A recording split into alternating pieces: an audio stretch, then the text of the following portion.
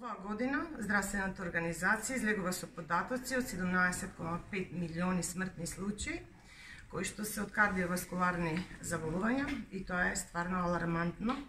и потребно е сите заедно да се вклучиме во намалување на оваа бројка, а ние тоа го можеме. Кардиоваскуларните заболувања се застапени на прво место во стапката на општиот морбидитет на секаде во светот, така и во Република Македонија и во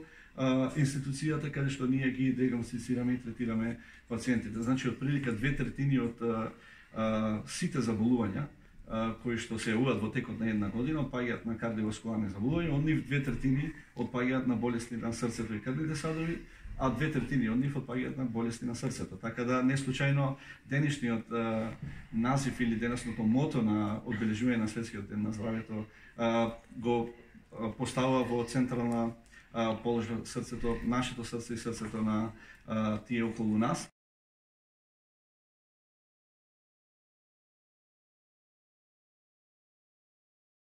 Примарната превенција лежи во основа на пирамидата за грижата и за нашето срце и срцето на пациентите. Значи, кога зборам за примарна превенција, се мисли на превенција на основните ризик фактори кои што може да доведат до кардиоваскуларно заболување, во таа смисла престанок на пушење или спроведување на кампањи за штетност на пушењето по човековото здравје воопшто, така и за во делот на можноста за појава на кардиоваскуларни заболувања, секако справување со високиот артериски притисок, шекерната болест, односно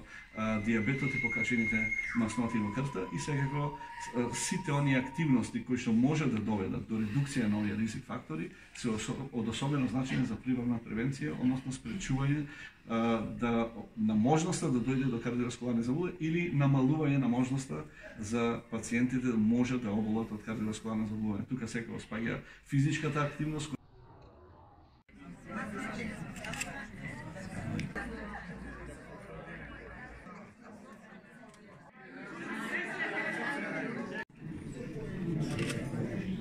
Поводот што сите заедно, целиот стручен тим, денеска, овде, во оваа установа, бевме тука,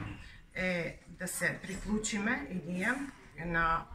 здравствените установи кои што се занимаваат со кардиоваскуларни заболувања во светот и да го одбележиме на онаков начин како го одбележуваат и сите тие години наназад со обојување, односно осветлување со црвено светло на објектите. Голема благодарност и на пациентите на рехабилитација кои што исто така се вклучија во одбележување на овој настан, со што оваа порака од ова место е многу посилна заедно со нив. И на крај уште еднаш да се заблагодарам на Алкалоид за поддршката во овој настан.